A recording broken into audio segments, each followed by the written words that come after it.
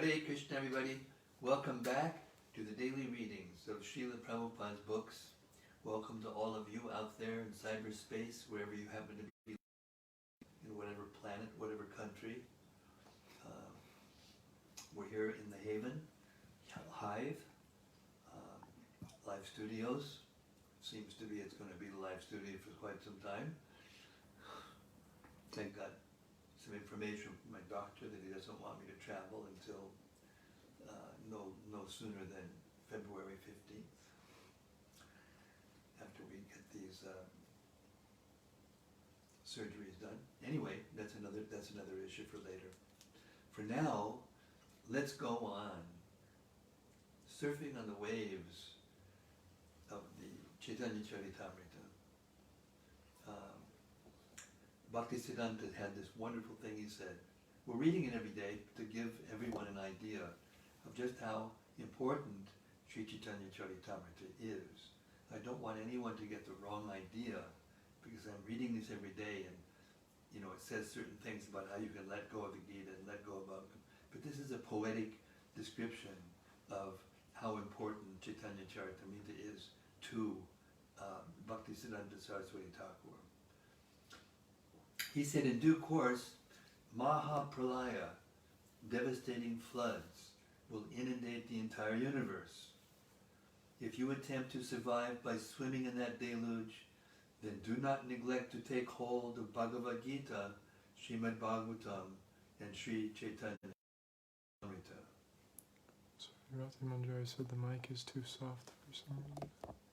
The mic is too soft? Rati, why do you do this to me every day? Well, not every day, but there's no...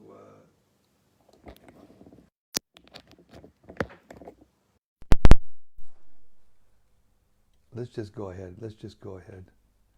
In due course, Mahapralaya, devastating floods, will inundate the entire universe. If you attempt to survive by swimming in that deluge, then do not neglect to take hold of Bhagavad Gita, Srimad Bhagavatam, and Sri Caitanya-caritämrta. Or if you cannot hold all three, then release Bhagavad Gita. If necessary, you may also relinquish Srimad Bhagavatam, but under no circumstances release your hold on Sri Caitanya-caritämrta. For if this one book remains, then the flood can do no actual damage. Because after it is subsided, the message of Shastra can be revived from Sri Caitanya-caritämrta alone, it being the essence of all Shastra. Jai Jai Sri Chaitanya Jai Nityananda Jai Advaita Chandra Jaya Gaura Bhaktavinda Jaya Jaya Sri Chaitanya Jaya Nityananda Jaya Advaita Chandra Jaya Gaura Bhaktavinda Jaya Jaya Sri Chaitanya Jaya Nityananda Jaya Advaita Chandra Jaya Gaura Bhaktavinda. Okay, we're moving through the 4th chapter of the Ädi-lilä of Sri Chaitanya Mahaprabhu, describing the confidential reasons why Lord Chaitanya came to this world. I'm starting with 53, although we said 53 yesterday, but we're going to start with 53. To accept ecstatic love is the main reason he appeared and re-established the religious system for this age. I shall now explain that reason. Everyone please listen. And Rati, is the sound okay now of the microphone? Okay. Text 54. Having first given hints about the verse describing the principal reason why the Lord appeared, now I shall manifest its full meaning. And now this is text 55, and this is the fifth verse of the first 14 verses. Radha Krishna Pranaya Vikirtir Ladini Shaktir Asmad Ekatma no Abhibhuvi Pura Dehi Bedam Gatau Tau Chaitanyakyam Prakatam Aduna Tadvayam Chaikyamaptam Radha Bhava Jutisvolitam Nama Krishna Sarupam. The loving affairs of Sri Radha and Krishna are transcendental manifestations of the Lord's internal pleasure-giving potency. Although Radha and Krishna are one in their identity, previously they separated themselves. Now these two transcendental identities have again united in the form of Sri Krishna Chaitanya. I bow down to Him who has manifested Himself with the sentiment and complexion of Srimati Radharani, although He is Krishna Himself. Purport. This text is from the diary of Srila Swarup Damodar Goswami. It appears as the fifth of the first 14 verses of the Sri Caitanya-caritämrta. 56.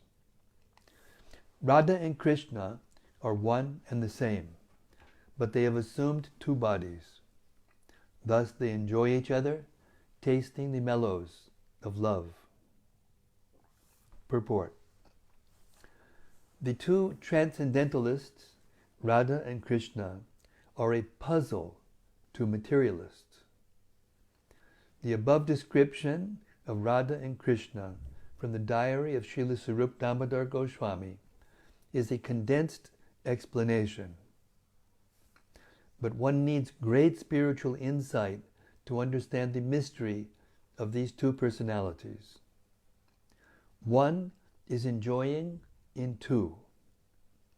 Sri Krishna is the potent factor, and Srimati Radharani is the internal potency. According to Vedanta philosophy, there is no difference between the potent and the potency. They are identical. We cannot differentiate between one and the other any more than we can separate fire from heat. Everything in the Absolute is inconceivable in relative existence. Therefore, in relative cognizance, it is very difficult to assimilate this truth of the oneness between the potent and the potency. The philosophy of inconceivable oneness and difference, propounded by Lord Chaitanya, is the only source of understanding for such intricacies of transcendence. In fact, Radharani is the internal potency of Sri Krishna, and she eternally intensifies the pleasure of Sri Krishna. Impersonalists cannot understand this without the help of a Mahabhagavat devotee. The very name, Radha, suggests that Srimati Radharani is eternally the topmost mistress of the comforts of Sri Krishna. As such, she is the medium transmitting the living entity's service to Sri Krishna. I'll repeat that again. The very name Radha suggests that Srimati Radharani is eternally the topmost mistress of the comforts of Sri Krishna. As such, she is the medium transmitting the living entity's service to Sri Krishna. Devotees in Vrindavan therefore seek the mercy of Srimati Radharani in order to be recognized as loving servitors of Sri Krishna.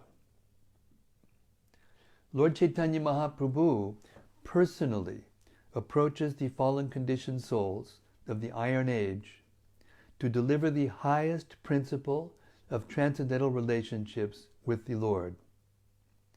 the activities of Lord Chaitanya are primarily in the role of the pleasure-giving portion of his internal potency.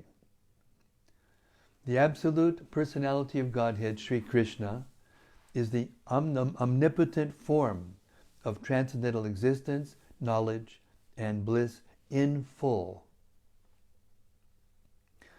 His internal potency is exhibited first as Sat, or existence, or, in other words, as the portion that expands the existence function of the Lord.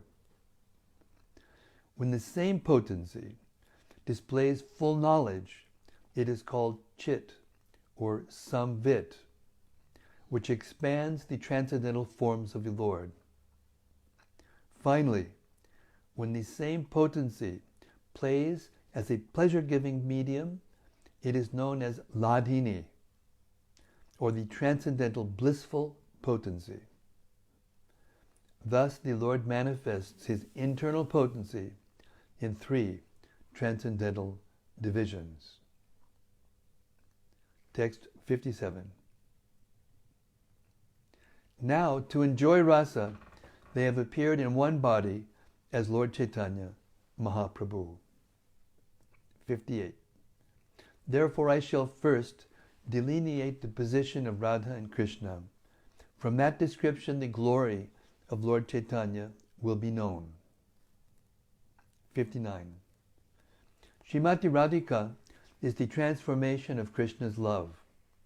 She is his internal energy called Ladhini. 60.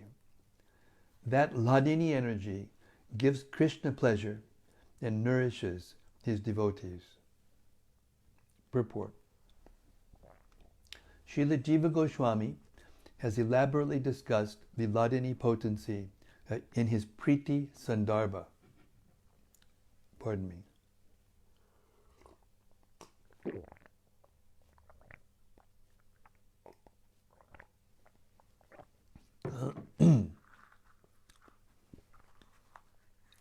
Srila Jiva Goswami has elaborately discussed the Ladhini potency in his Priti Sandarbha. He says that the Vedas clearly state, only devotional service can lead one to the personality of Godhead. Only devotional service can help a devotee meet the Supreme Lord face to face. The Supreme Personality of Godhead is attracted by devotional service, and as such, the ultimate supremacy of Vedic knowledge rests in knowing the science of devotional service. I think I'll repeat that. This is from Jiva Goswami, from his Priti Sandarbha.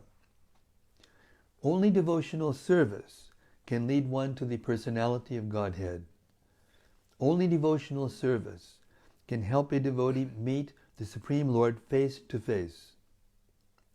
The Supreme Personality of Godhead is attracted by devotional service, and as such, the ultimate supremacy of Vedic knowledge rests in knowing the science of devotional service. What is the particular attraction that makes the Supreme Lord enthusiastic to accept devotional service? And what is the nature of such service? The Vedic scriptures inform us that the Supreme Personality of Godhead, the Absolute Truth, is self-sufficient, and that Maya, nations, can never influence him at all. Therefore, the potency that overcomes the Supreme must be purely spiritual. Such a potency cannot be anything of the material manifestation. The bliss enjoyed by the Supreme Personality of Godhead cannot be of material composition, like the impersonalist conception of the bliss of Brahman. Devotional service is reciprocation between two, and therefore it cannot be located simply within oneself. Therefore the bliss of self-realization, Brahmananda, cannot be equal to devotional service. The Supreme Personality of Godhead has three kinds of internal potency, namely the Ladhini Shakti, or pleasure potency, the Sandhini Shakti, or existential potency, and the Samvit Shakti, or cognitive potency. In the Vishnu Purana 112:69, the Lord is addressed as follows, quote, O Lord, you are the support of everything. The three attributes, Ladhini, Sandhini, and Samvit, exist in you as one spiritual energy. But the material modes, which cause happiness, misery, and mixtures of the two, do not exist in you, for you have no material qualities. Ladhini is the personal manifestation of the blissfulness of the Supreme Personality of Godhead, by which he enjoys pleasure. Because the pleasure potency is perpetually present in the Supreme Lord, the theory of the impersonalist that the Lord appears in the material mode of goodness cannot be accepted. The impersonalist conclusion is against the Vedic version that the Lord possesses a transcendental pleasure potency. When the pleasure potency of the Supreme Personality of Godhead is exhibited by His grace in the person of a devotee, that manifestation is called love of God. Love of God is an epithet for the pleasure potency of the Lord. Therefore, devotional service reciprocated between the Lord and His devotee is an exhibition of the transcendental pleasure potency of the Lord. The potency of the Supreme Personality of Godhead that always enriches Him with transcendental bliss is not material, but the Shankarites have accepted it as such because they are ignorant of the identity of the Supreme Lord and His pleasure potency. Those ignorant persons cannot understand the distinction between impersonal spiritual bliss and the variegatedness of the spiritual pleasure potency. The Ladhini potency gives the Lord all transcendental pleasure, and the Lord bestows such a potency upon His pure devotee. Text 61. Lord Krishna's body is eternal, Sat, full of knowledge, Chit, and full of bliss, Ananda. His one spiritual energy manifests three forms. 62. Ladhini is His aspect of bliss, Sandhini of eternal existence, and Samvit of cognizance, which is also accepted as knowledge. Purport. In his thesis, Bhagavat Sandarbha 103, Srila Jiva Goswami explains the potencies of the Lord as follows. The transcendental potency of the Supreme Personality of Godhead, by which He maintains His existence, is called Sandhini. The transcendental potency by which He knows Himself and causes others to know Him is called Samvit. The transcendental potency by which He possesses transcendental bliss and causes His devotees to have bliss is called Ladhini. The total exhibition of these potencies is called Vishuddha Sattva, and this platform of spiritual variegatedness is displayed even in the material world when the Lord appears here. The pastimes and manifestations of the Lord in the material world are therefore not at all material. They belong to the pure transcendental state. The Bhagavad Gita confirms that anyone who understands the transcendental nature of the Lord's appearance, activities, and disappearance becomes eligible for freedom from material bondage upon quitting the present material tabernacle. He can enter the spiritual kingdom to associate with the Supreme Personality of Godhead and reciprocate the Hladini potency in transactions between him and the Lord. In the mundane mode of goodness, there are tinges of passion and ignorance. Therefore, mundane goodness, being mixed, is called Mishra Sattva. But the transcendental variegatedness of Vishuddha Sattva is completely free from all mundane qualities. Vishuddha Sattva is therefore the proper atmosphere in which to experience the personality of Godhead and his transcendental pastimes. Spiritual variegatedness is eternally independent of the material conditions and is non-different from the Supreme Personality of Godhead, both being absolute. The Lord and his devotees simultaneously perceive the Hladini potency directly by the power of the Sambit potency. The material modes of nature control the conditioned souls, but the Supreme Personality of Godhead is never influenced by these modes, as all Vedic literatures directly and indirectly corroborate. Lord Krishna himself says in the 11th canto of Srimad Bhagavatam, 11.25.12, Sattvam rajas tama iti guna jivasya naiva me. The material modes of goodness, passion, and ignorance are connected with the conditioned souls, but never with me, the Supreme Personality of Godhead. The Vishnu Purana confirms this as follows. Satvadayo na santishe yatra na prakrita gunaha sashuddha sarva shuddebhya puman adya prasidatu. The Supreme Personality of Godhead Vishnu is beyond the three material qualities, goodness, passion, and ignorance.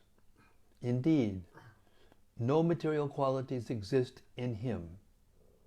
May that original person, Narayana, who is situated in a completely transcendental position, be pleased with us. In the 10th canto of Srimad Bhagavatam, 10.27.4, Indra praises Krishna as follows. Vishuddha sattvam tavadama shantam tapo mayam dvashta rajastamaskam maya mayoyam gunasam pravaho navidyate te grahananubandha. My dear Lord, your abode is Vishuddha Sattva, always undisturbed by the material qualities, and the activities there are in transcendental loving service unto your feet. The goodness, austerity, and penance of the devotees enhance such activities, which are always free from the contamination of passion and ignorance. Material qualities cannot touch you under any circumstances. When not manifested, the modes of material nature are said to be in goodness. When they are externally manifested and active in producing the varieties of material existence, they are said to be in passion. And when there is a lack of activity and variegatedness, they are said to be in ignorance.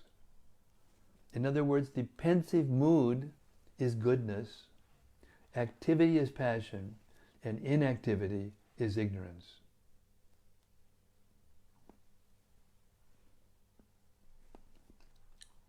Above all these mundane qualitative manifestations is Vishuddha Sattva.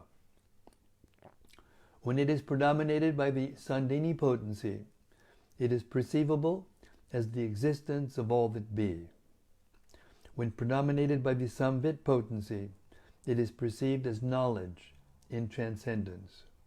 And when predominated by the Hladini potency, it is perceived as the most confidential love of Godhead. Vishuddha Sattva, the simultaneous manifestation of these three in one, is the main feature of the kingdom of God. The absolute truth is therefore the substance of reality, eternality, I'll read that again. The absolute truth is therefore the substance of reality, eternally manifest in three energies. The manifestation of the internal energy of the Lord is the inconceivably variegated spiritual world. The manifestation of the marginal energy comprises the living entities, and the manifestation of the external energy is the material cosmos. Therefore, the absolute truth includes these four principles: the Supreme Personality of Godhead Himself, His internal energy, His marginal energy, and His external energy. Let me repeat that again. This is very important. When we hear the words absolute truth, this is what it includes. Everything. And we can define it, everything, as, therefore the absolute truth includes these four principles: the Supreme Personality of Godhead Himself, His internal energy, His marginal energy, and His external energy. The form of the Lord and the expansions of His form as Swayam Rupa and Vaibhava Prakash are distinctly the enjoyers of the internal energy, which is the external exhibitor of the spiritual world, the most confidential of the manifestations of energy. The external manifestation, the material energy, provides the covering bodies of the conditioned living entities, from Brahma down to the insignificant ant. This covering energy is manifested under the three modes of material nature and appreciated in various ways by living entities in both the higher and lower forms of life. Each of the three divisions of the internal potency, the Sandhini, Samvit, and Hladini energies, influences one of the external potencies by which the conditioned souls are conducted. Such influence manifests the three qualitative modes of material nature, proving definitely that the living entities, the marginal potency, and are eternal servitors of the Lord, and are therefore controlled by either the internal or the external potency. 63.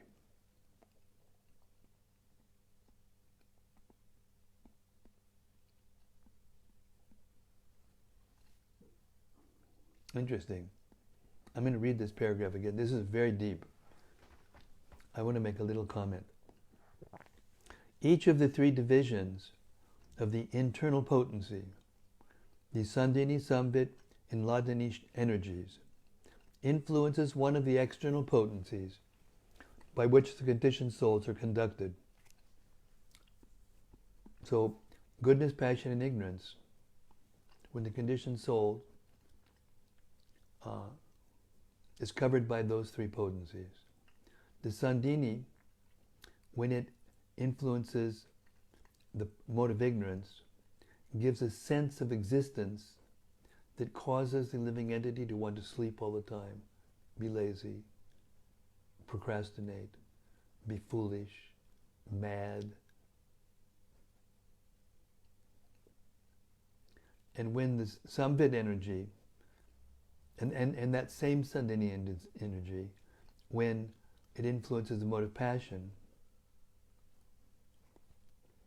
becomes very active, passionate, needing to create, expand, work intensely hard. And when the Hladini energy, or when the Sandhini energy goes through the mode of goodness, then he enjoys, he feels happy, and he's in knowledge. So the Sandhini, Samvit, and Hladini energies, the point I'm making is that the modes of nature are inactive, unconscious. And by the influence of these three transcendental pure energies of the Lord, which are in a minute portion present in the marginal potencies, then we take pleasure in different kinds of activities. If we're influenced by passion, ignorance, passion, or goodness. Therefore, remember we read before, the mode of goodness is the pensive energy. The mode of passion is the active energy. And the mode of ignorance is the inert energy. And to the extent that we are controlled by those three in proportion, then we will feel happiness in different ways, by different activities. But our ability to feel that is coming from the internal potency of which the soul is comprised. The soul is also Satchidananda, but just a little tiny bit. And Krishna is the total Satchidananda. Such influence manifests the three qualitative modes of material nature, proving definitely that the living entities, the marginal potency, are eternally servitors of the Lord and are therefore controlled by either the internal or the external potency. So that, therefore, Prabhupada used to say that means that the bliss is there in the heart, but it's covered over by these different modes and needs to be awakened by purification of the heart. Text 63. O Lord, you are the support of everything. The three attributes, Ladini, Sandini, and Sambit, exist in you in one spiritual energy, as one spiritual energy. But the material modes, which cause happiness, misery, and mixtures of the two, do not exist in you, for you have no material qualities. Purport. This text is from the Vishnu Purana, 112:69. The essential portion of the Sandini potency is Shuddha Sattva. Lord Krishna's existence rests upon it. Krishna's mother, father, abode, house, bedding, seats, and so on are all transformations of Shuddha Sattva. Purport. Lord Krishna's father, mother, and household affairs are all displayed in the same Vishuddha Sattva existence. A living entity situated in the status of pure goodness can understand the form, qualities, and other features of the Supreme Personality of Godhead. Krishna consciousness begins on the platform of pure goodness. Although there is a faint realization of Krishna at first, Krishna is actually realized as Vasudeva, the absolute proprietor of omnipotence, or the prime predominating deity of all potencies.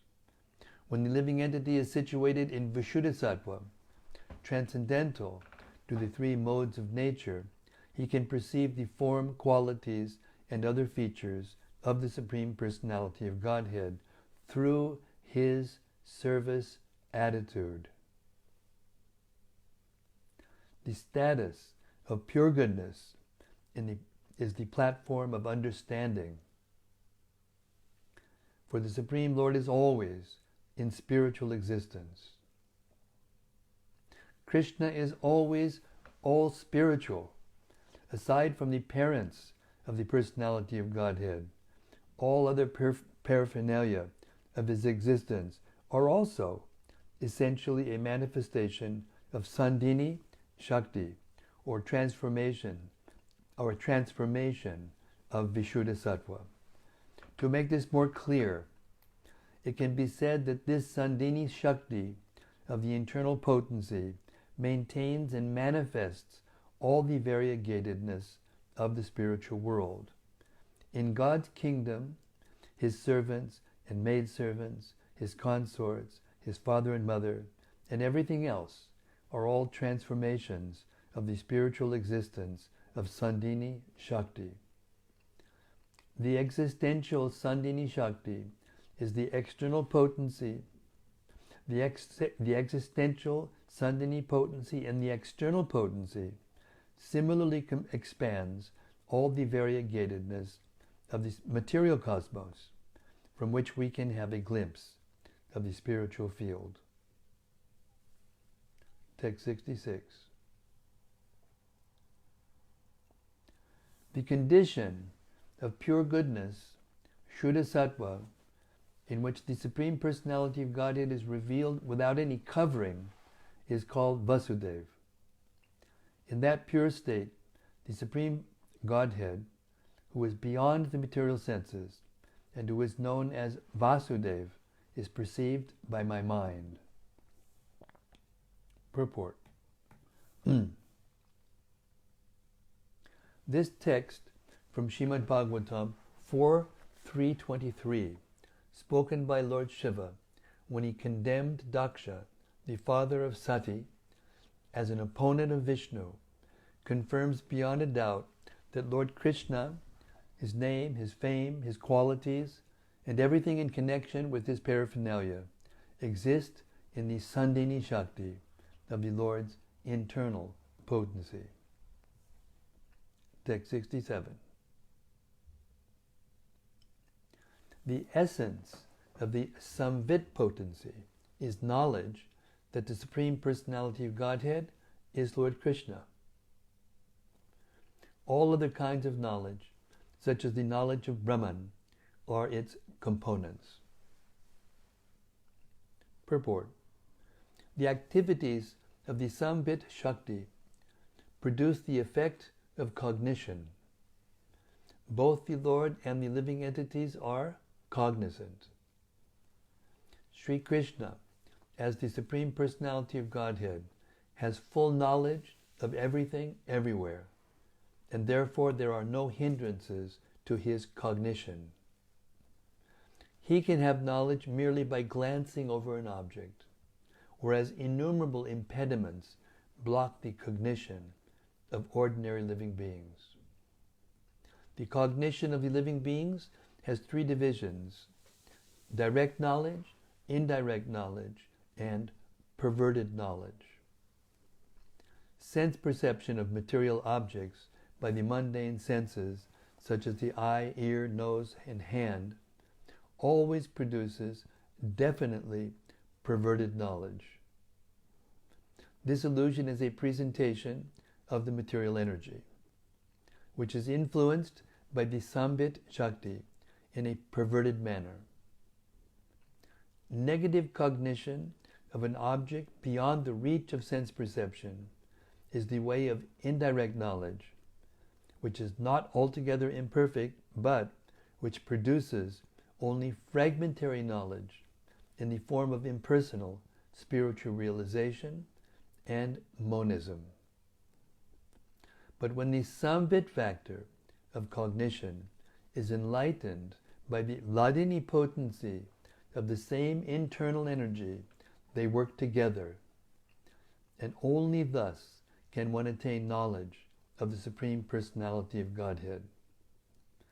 The Samvit Shakti should be maintained in that state. Material knowledge and indirect spiritual knowledge are byproducts of the Samvit Shakti. Text 68.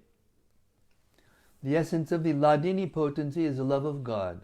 The essence of love of God is emotion, bhava, and the ultimate development of emotion is maha bhava. Purport. The product of the Hladini Shakti is love of Godhead, which has two divisions, namely pure love of Godhead and adulterated love of Godhead.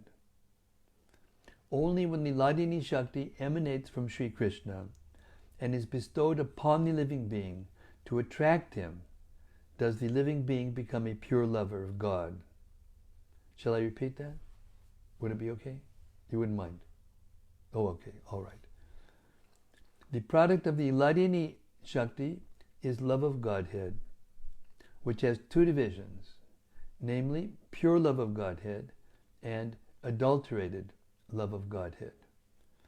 Only when the Hladini Shakti emanates from Sri Krishna and is bestowed upon the living being to attract him does the living being become a pure lover of God.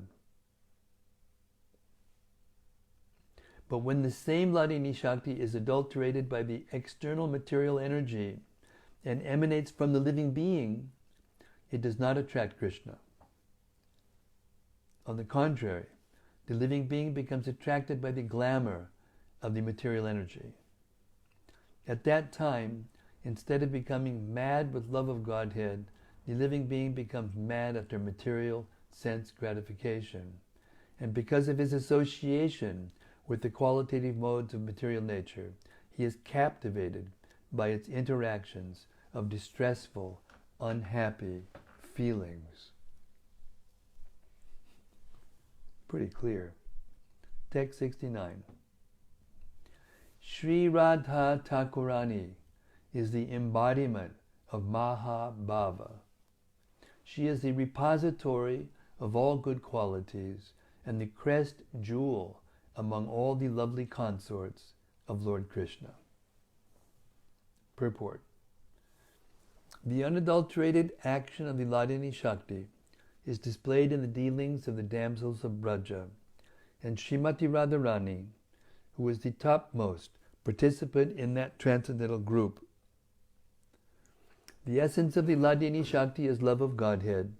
The essence of love of Godhead is bhava, or transcendental sentiment, and the highest pitch of that bhava is called Mahabhava. Srimati Radharani is the personified embodiment of these three aspects of transcendental consciousness. She is therefore the highest principle in love of Godhead and is the supreme lovable object of Sri Krishna. Text 70. Of these two gopis, Radharani and Chandravali, Srimati Radharani is superior in all respects. She is the embodiment of Mahabhava, and she surpasses all in good qualities. This is a quotation from Srila Rupa Goswami's Ujjvala Nilamani, Radha Prakarana 3, text 71. Her mind, senses, and body are steeped in love for Krishna.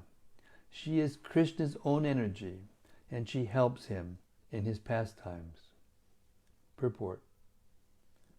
Srimati Radharani is as fully spiritual as Krishna. No one should consider her to be material. She is definitely not like the conditioned souls who have material bodies, gross and subtle, covered by material senses. She is all spiritual, and both her body and her mind are of the same spiritual embodiment. Because her body is spiritual, her senses are also spiritual. Thus her body, mind, and senses fully shine in love of Krishna. She is the personified Hladini Shakti, the pleasure-giving energy of the Lord's internal potency, and therefore she is the only source of enjoyment for Sri Krishna. Sri Krishna cannot enjoy anything that is internally different from him. Sri Krishna cannot enjoy anything that is internally different from him. Therefore Radha and Krishna are identical. The Sandhini portion of Sri Krishna's internal potency has manifested all the all-attractive form of Sri Krishna, and the same internal potency of the Hladini feature has presented Srimati Radharani, who is the attraction for the all-attractive. No one can match Srimati Radharani in the transcendental pastimes of Sri Krishna. Text 72. Ananda Chinmaya Rasa Pratibhabitabis Tabirya Eva Nijarupataya Kalabhihi Goloka Eva Nivasat Jakilatma Bhuto Govindam Adipurusham Tamaham Bhajami. I worship Govinda, the primeval Lord, who resides in his own realm, Goloka, with Radha, who resembles his own spiritual figure, and who embodies the ecstatic potency Hladini. Their companions are her confidants, who embody extensions of her bodily form, and who are imbued and permeated with ever-blissful spiritual rasa. Purport. This text is from the Brahma Samhita, 537.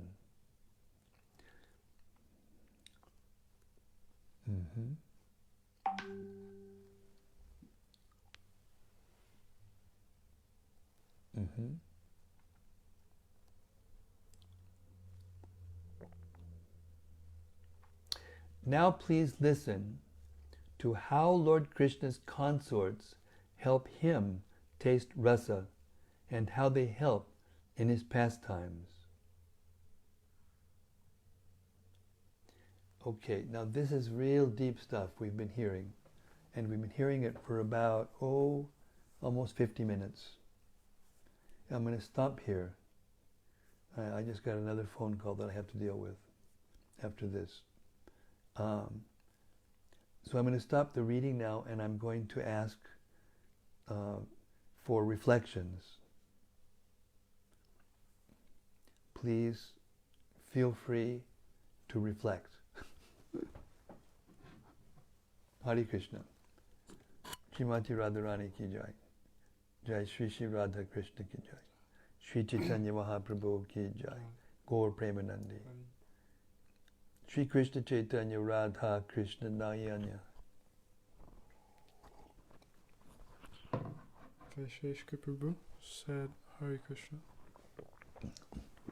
Vaisheshika Prabhu, Hare Krishna.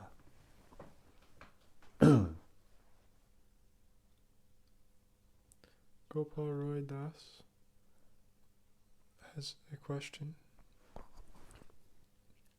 He says, leave it to Gopal Roy Das to have the most interesting questions. He says, Dear Maharaj, thank you for the readings every evening, giving us all life. I have 2 questions, and I hope the first one is not too elementary. What is the best way to describe what is meant by the word Godhead and the more specific phrase Supreme Personality of Godhead?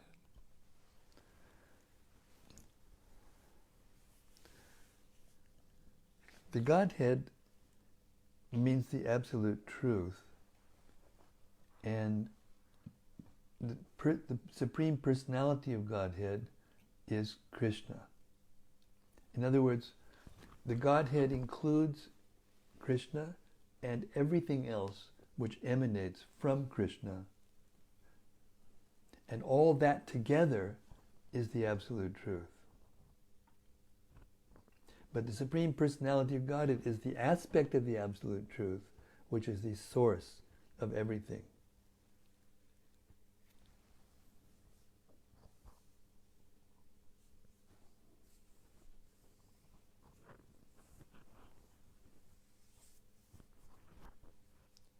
There's a second question also. Second question, go ahead. Is there a difference between Shuddha Sattva and Vishuddha Sattva? Yes, Shuddha Sattva means the mode of goodness. It is a product of the 3 modes of material nature. When it is activated and becomes manifest. And Shuddha Sattva is the beginning of the material creation. It is the mode, it is the state of the material energy in a neutral state or unmanifested state. That's Shuddha Sattva, pure goodness, or pure material goodness. And when it transforms under the influence of time and the glance of the Lord and the living entities, previous unfulfilled material desires, that transforms into the 3 modes of material nature: goodness, passion, and ignorance. And the motive, the false ego in the mode of passion transforms into the intelligence, the false ego in the mode of goodness transforms into the mind and the demigods. And the mode of ignorance in false ego transforms into the gross material elements and the senses, working senses, knowledge acquiring senses, and everything else that goes along with that as the external manifestation of the cosmic world. There's a lot more to it than that. You could probably write a few books about that, but that's the essence. Vishuddha-sattva is the internal energy, the total material energy. And as we just heard, the total spiritual energy, did I say material energy? I meant spiritual energy. The total spiritual energy is Vishuddha-sattva, and it has three features. Just as material manifestation has three features, goodness, passion, and ignorance. So the Vishuddha-sattva has three features, Sat Chit Ananda, eternity, knowledge, and bliss. Now, this is an important point, extremely important point, because it doesn't mean that there's some energy that is there before the form of Krishna. When it says that the Sandhini potency is the existential potency which manifests Krishna's form is eternal. So when you talk about the Vishuddha-sattva and its energies, internal energies, we don't mean in terms of what was first and what was second, or historically, when one came into existence and another. It's just a way of explaining the relationships and the natures that combine together. The impersonalists interpret it to mean that there's an impersonal energy, Vishuddha-sattva, which then manifests all the other energies. But Krishna is the source of all energies, including the Vishuddha-sattva internal energy.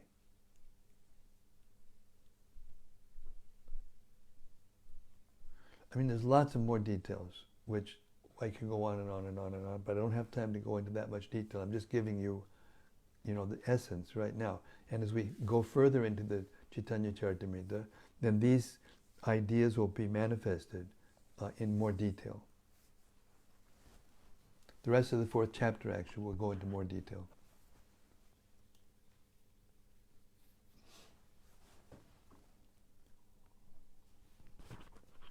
There's a reflection from Gopal Roy Prabhu also.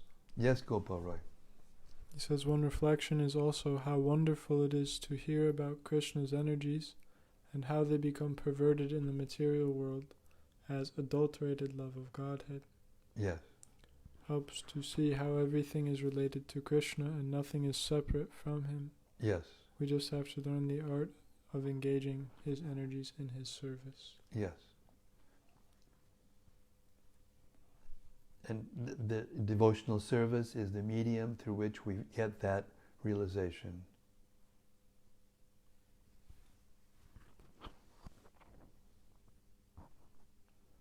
And who is the personification of that? Radharani, the personification of devotional service. That therefore it's said that she's the one who distributes devotional service. You can't get devotional service except through her.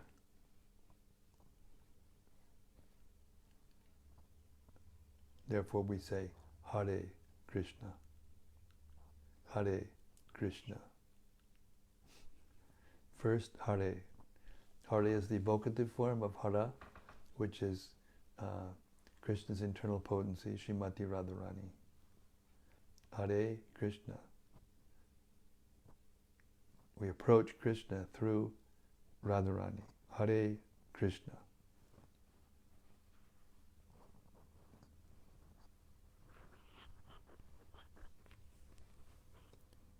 Next is something from Sudevi Dasi. Hare Krishna, Sudevi. She says, very special reading today. I will hear it all over again later. Yeah, this is a very good idea. As a matter of fact, we need to hear this again and again and again and again and again. And in that process, we don't have to become scholars. We don't have to become Vedic scholars or anything like that. But we just have to hear submissively. Once you actually become submissive, then the hearing of these things will give you the knowledge in proportion to the development of, we just heard it, the service attitude. That's right. To the extent that you're doing what you're doing in the service attitude to Krishna is to the extent which these things will become manifest clearly to you in your heart.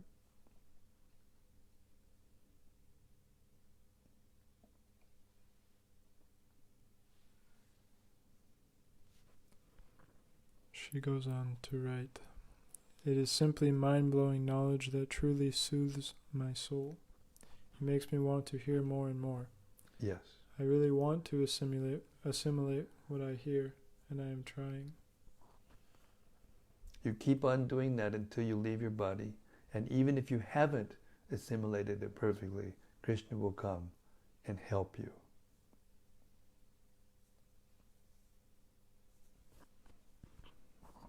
This is something from Rati Manjari. Yes, Rati, I've been waiting. She says, Dear Guru Maharaj, please accept my humble obeisances. Indeed, by hearing this, we are showered by elevated spiritual knowledge. Some of it I can understand somewhat, and much of it not. And I know that many more exalted readings are ahead of us by your and Srila Prabhupada's mercy. Could you please tell us what is the best way to approach this in my neophyte position? Is there or are there certain general points or realizations which the acharyas want us to imbibe? You're hearing them. You're hearing them in an order that you're supposed to hear them in. So as Sudevi said, just go back and hear this again and again, and we'll go further and hear that again and again, and we'll go further and you hear that again and again. And stay within the boundaries of that explanation. You don't have to go anywhere else to get the full thing. It's all there. It's just that we can't perceive it all in the beginning. There are devotees who think that you have to go somewhere else to get those things. They're all here in Prabhupada's books, and you will be gradually elevated and promoted to the point where you can hear the expansion of the details, Brihad Bhagavatamrita, Ujjvala Nimalani, and all these books. They're there, and they will come eventually, gradually, under the proper guidance. Not that you jump ahead because you want to know those things. It's kind of like you're reading a very complex novel that's this thick, and you have to learn you have to go in halfway through the book just to find out who everybody is or what their relationships, who are maybe not so subtle or inclined to, patient is the word. They'll try to jump ahead to see what's going to happen at the end. And in that way they lose everything. They lose the plot, they lose all the things that have happened, the relationships that develops, and the thing that happens at the end, the climax of the book. They try to get there without all the rest of it, and they lose the sense. So we lose the actual ability to taste rasa if we try to go too fast, too soon.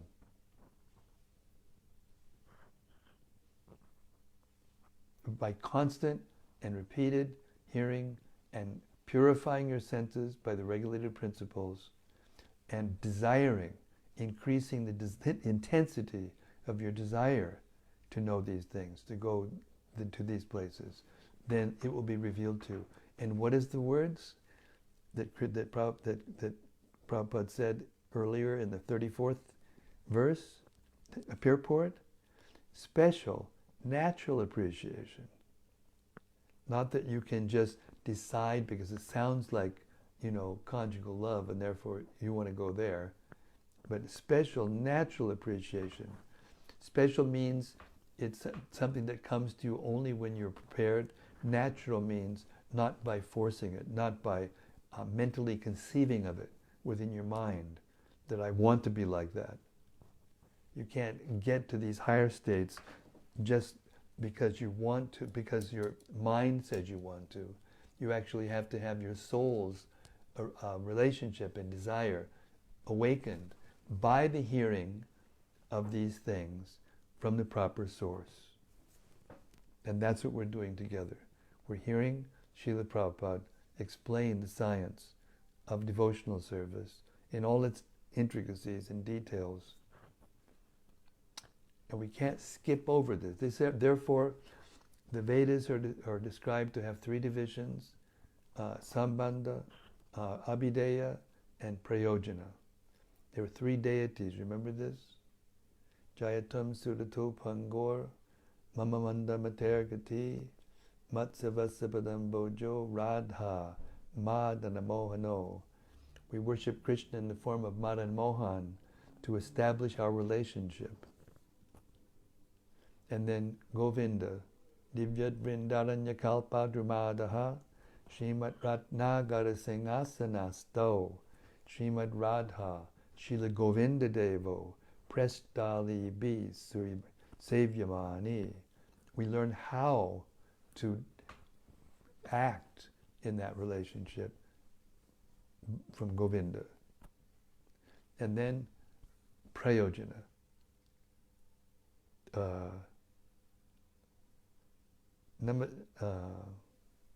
Just now I'm forgetting the Sanskrit.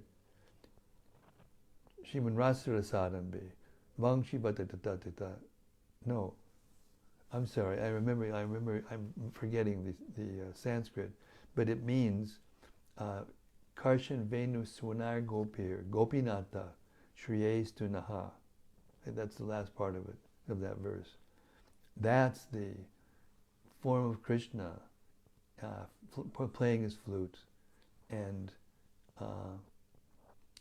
taking care of the gopis. Prayojana.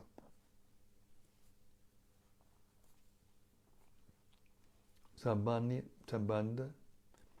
Abhideya, and Prayojana. So that the subject matter of the Vedas and the Vedic literatures and all their corollaries, they only discuss these three subject matters. But there's very few that discuss Prayojana. And in the relationship level, we first of all have to understand who we are as servants of Krishna, as the marginal energy of Krishna and not the material body. And then we have to understand that, we're parts of Krishna, parts of the super soul of Krishna. And then we have to understand, what our relationship is with Krishna in the spiritual world. And we have to know all the details. They will come to us gradually.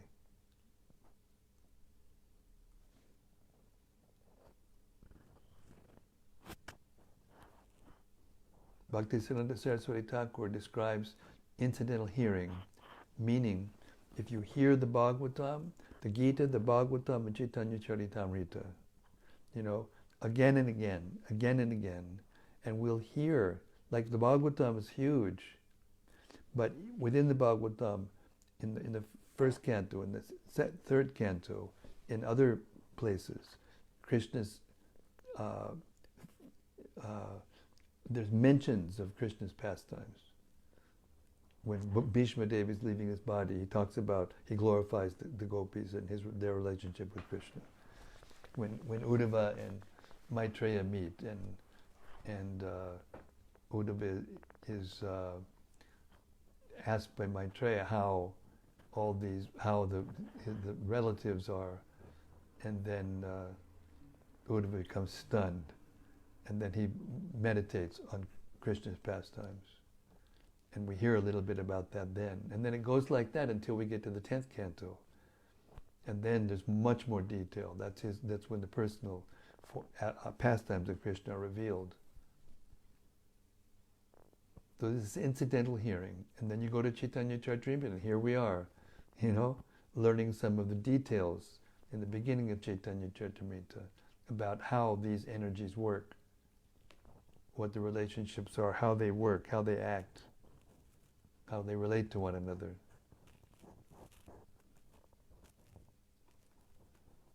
How they pervert in the material, how the material energy perverts them, and how we think that we can enjoy, loving affairs in this material world with material bodies, which is not possible.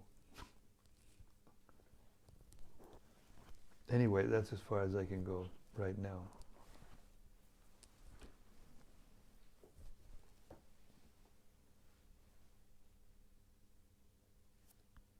From Bhakti Charlie. Haribol Bhakti Charlie.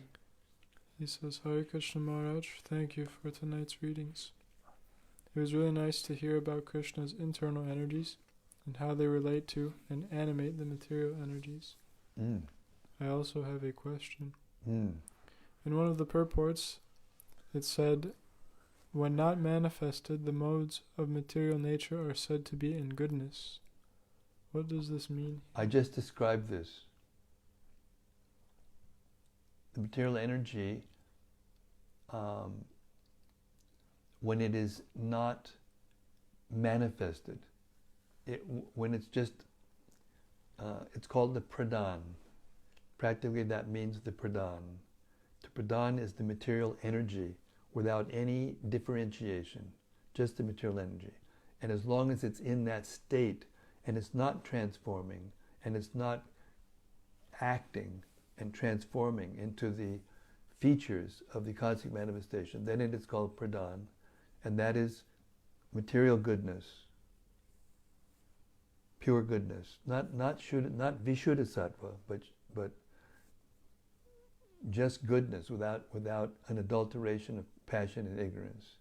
And then when Krishna glances at that pradhan, his glance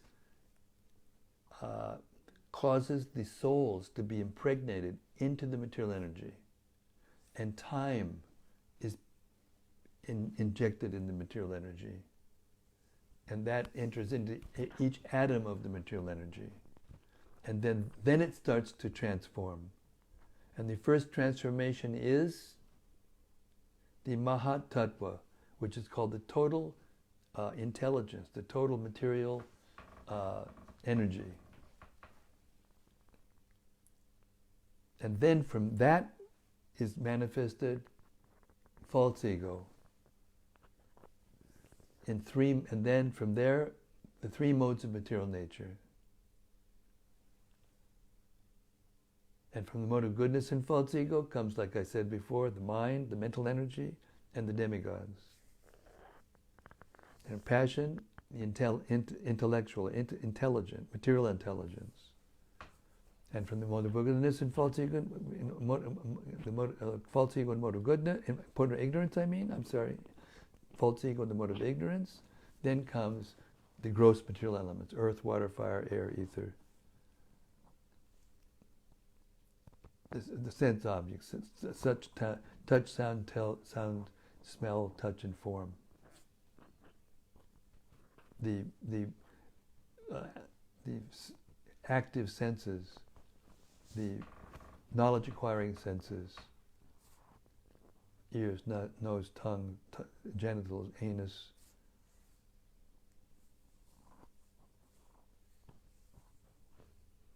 Oh, that's the active senses, sorry. Anyway, all those active and knowledge-acquiring energies, they all come from the false mode. So before any of that comes into being, the material energy pradhan is in goodness.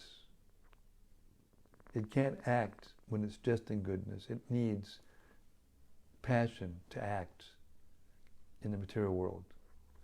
In the spiritual world, the action is motivated by something else. It's love, pure love. That's what activates and makes variegated activities and relationships and loving exchange. It's pure love that is the force that moves the spiritual energy, and it's time that moves the material energy. force of time injected into the pradhan, the material energy and the mode of goodness. And that activates it, agitates it. It's agitated by time and also by the living entities' unfulfilled material desires from the last creation.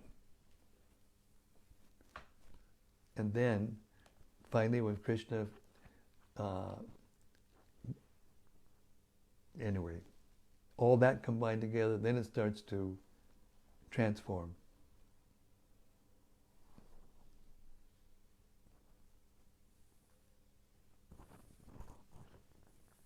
Is that clear?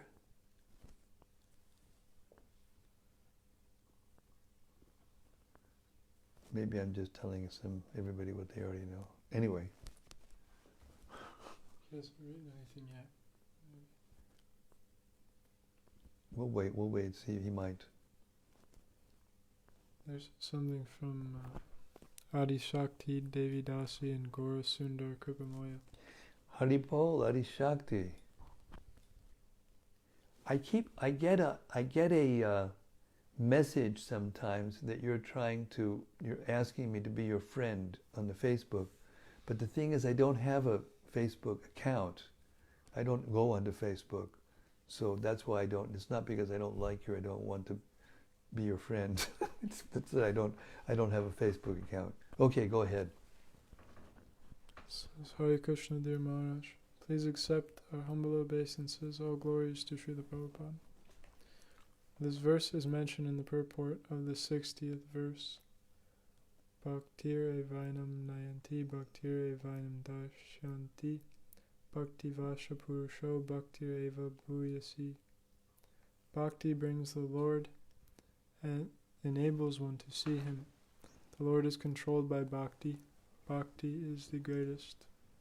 Kriti Sandarbha 62. This is simply purely wonderful. Your insignificant servants, Adi-Shakti, Devi Dasi, and Gaura Sundar Kripamoya. Well, it certainly is, and therefore we should pray to Bhakti Devi.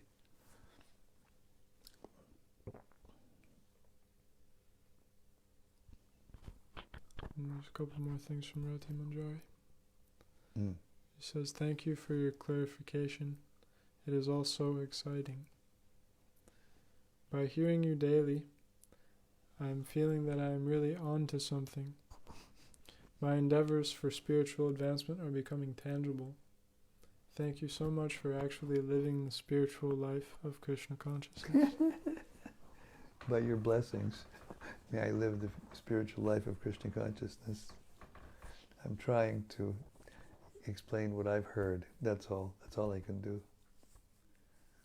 All credit goes to Srila Prabhupada. And these wonderful transcendental literatures that he left us.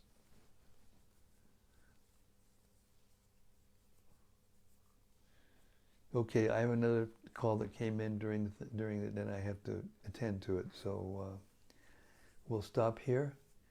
All glories to Sri Sri Radha and Krishna. All glories to the wonderful explanation of Krishna's internal energies and how they work, and how Srimati Radharani is the supreme lovable object of Sri Krishna. Only through Srimati Radharani does Krishna enjoy.